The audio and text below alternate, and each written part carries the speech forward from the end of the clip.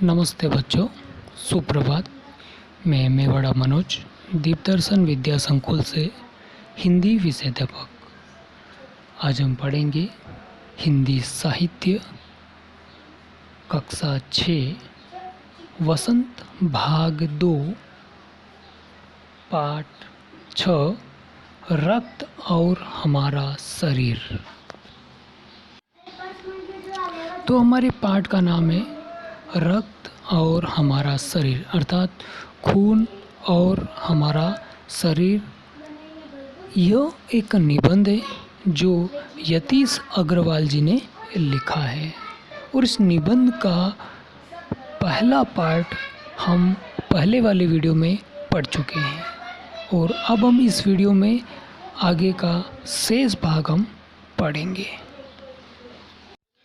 हमारा यह निबंध रक्त और हमारा शरीर जो यतीश अग्रवाल जी ने लिखा है, इस निबंध का पहला भाग जो हमने पढ़ा उसमें हमने पढ़ा था कि अनिल है, अनिल की जो छोटी बहन है जिसका नाम दिव्या है, वो बीमार हो चुकी हैं और बीमार हो जाने की वजह से उसे भूख नहीं लगती है और शरीर जो है बहुत कमज़ोर हो चुका है, इसलिए वह उसे अस्पताल ले जाता है।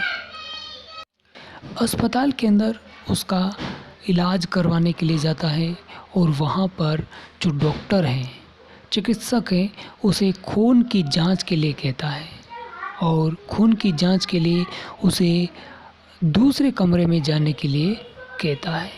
जब वह दूसरे कमरे में पहुँचता है तो देखता है कि अनिल का जान पहचान की ही एक डॉक्टर दीदी उसे मिल जाती है जो खून की जांच करने वाली है। तो वह अपनी बहन की रिपोर्ट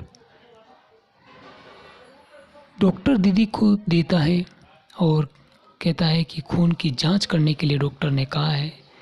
तो अनिल की बहन दिव्या का खून का सैंपल ले लेती है डॉक्टर दीदी और उसे कल रिपोर्ट लेने के लिए कहती है और कहती हैं कि ज़्यादा चिंता की कोई बात नहीं, आप कल आइएगा और इसकी रिपोर्ट जो होगी वो हम देखेंगे। जब दूसरे दिन अनिल डॉक्टर दीदी के पास पहुंचता है और रिपोर्ट के बारे में जानकारी लेना चाहता है तो डॉक्टर दीदी कहती है अनिल को कि इसे एनीमिया हो गया है। ये सुन करके अनिल थोड़ा चिंतित हो जाता है, लेकिन डॉक्टर दीदी उसे समझाती है कि चिंता की कोई बात नहीं है, ये मैं दवाई देती हूँ, यदि ये दवाई समय पर लेगी तो पूर्णतः कुछ समय के अंदर स्वस्थ हो जाएगी। तब अनिल इस एनीमिया के बारे में, इस खून के बारे में कुछ जानने की इच्छा प्रकट करता है और यह मंशा से, इसी मंशा से वह डॉक्टर दीदी से कहता है कि मैं आपसे एक प्रश्न पूछना चाहता हूँ। तो डॉक्टर दीदी उसे कहती है कि हाँ, क्यों नहीं, पूछिए आप क्या पूछना चाहते हैं। तो यहाँ तक हमने पहले वाले वीडियो में पढ़ा था और अब हम आगे का पढ़ेंगे।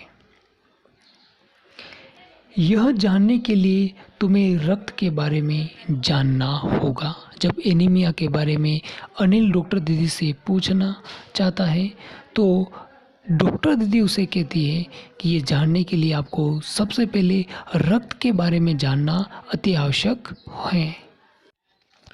फिर बोली, अनिल, देखने में रक्त लाल द्रव के समान दिखता है, किंतु इसे सूक्ष्मदर्शी द्वारा देखे तो यह भानुमति की पिटारे से कम नहीं है। अर्थात देखने में तो सामान्यतः खून जो है, रक्त जो है, लाल कलर का दिखाई देता है, लेकिन वास्तव में यह कुछ और है। अर्थात यदि हम सूक्ष्मदर्शी से इस खून को, इस रक्त को देखें तो इसमें बहुत सारे कण हमें दिखाई देते हैं, भानुमति का पिटारा, अर्थात इसमें बहुत सारे हमें कण दिखाई देते हैं। मोटे तौर पर इसके दो भाग होते हैं। मुख्य रूप से इस खून के, इस रक्त के दो भाग हैं और एक भाग जो है वो तरल है, जिसे हम प्लाज्मा कहते हैं। क्या कहते हैं? प्लाज्मा। जो तरल है, जो द्रव है, उसे हम प्लाज्मा कहते हैं। और दूसरा वह जिसमें छोटे बड़े कई तरह के कण होते हैं, कुछ लाल और कुछ सफ़ेद और कुछ ऐसे जिनका कोई रंग नहीं, और जिन्हें हम बिंबाणु कहते हैं।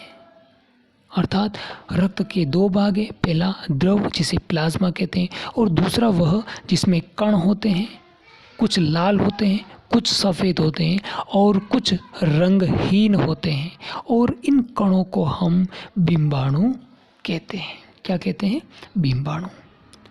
ये कण प्लाज्मा में तैरते हैं और ये जो रक्त के जो कण हैं, ये प्लाज्मा अर्थात जो तरल है, रक्त का तरल भाग है, उसमें ये तैरते रहते हैं।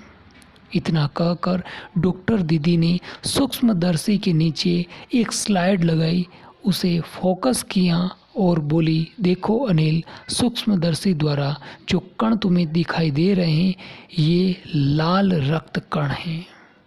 अब देखिए, खून के बारे में, रक्त के बारे में बताते हुए डॉक्टर दीदी स्लाइड पर एक रक्त की बूंद लेती है और सूक्ष्मदर्शी में लगा देती है और फिर अनिल को कहती है कि देखिए अब इस सूक्ष्मदर्शी यंत्र में कि लाल रक्त कण जो है, आपको इस रक्त की बूंद के अंदर जो कण दिखाई दे रहे हैं वो लाल रक्त कण हैं।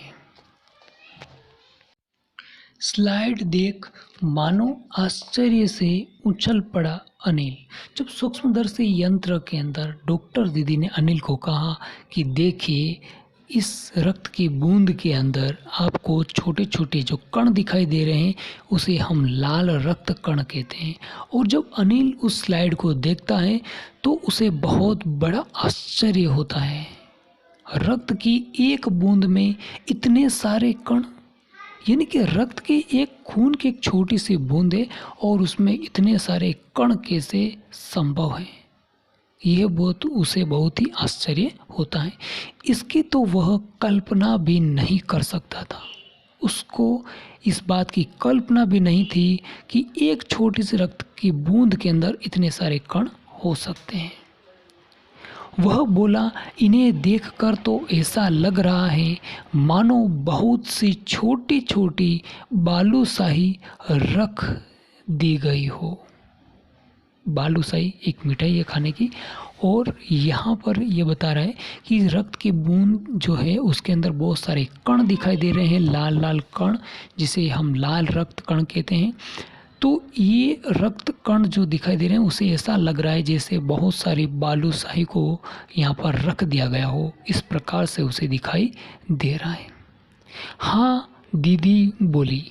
जब उसने कहा कि ऐसा लग रहा है कि बालूशाही रख दी गई हो, ऐसा लग रहा है, तो डॉक्टर दीदी कहती है, हाँ, लाल कण बनावट में बालूशाही की तरह ही होते हैं। लाल रक्त कण जो है बालूशाही की तरह ही बनावट में ऐसे ही होते हैं। गोल और दोनों तरफ अवतल, गोल होते हैं और दोनों तरफ से अवतल होते हैं, यानी बीच में दबे हुए, यानी कि पूरा गोल होते हैं और बीच में इनका भाग दबा हुआ होता है। जैसे बालूशाही की बनावट होती है, ठीक उसी प्रकार से इसकी बनावट भी होती है, एकदम गोल और बीच में दबा हुआ भाग। रक्त की एक बूंद में इनकी संख्या लाखों में होती है और इन लाल रक्त कण की जो संख्या है वो एक छोटे से रक्त की बूंद के अंदर इनकी संख्या कितनी होती है? लाखों में होती है। यदि हम 1 मिलीमीटर रक्त ले तो उसमें हमें 40 से 55 लाख कण मिलेंगे। यानी कि 1 मिलीलीटर रक्त यदि हम लेते हैं उसमें 40 से 55 लाख रक्त कण मिलेंगे।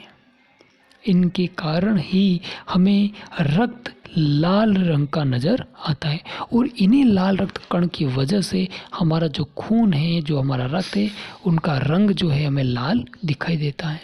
ये कण शरीर के लिए दिन रात काम करते हैं। हमारे शरीर के लिए ये कण दिन रात काम करते रहते हैं।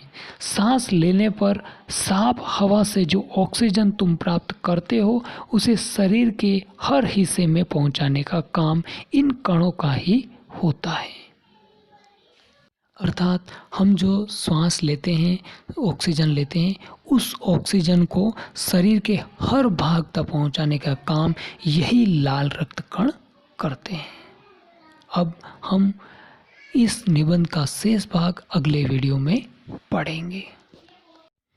तब तक के लिए धन्यवाद।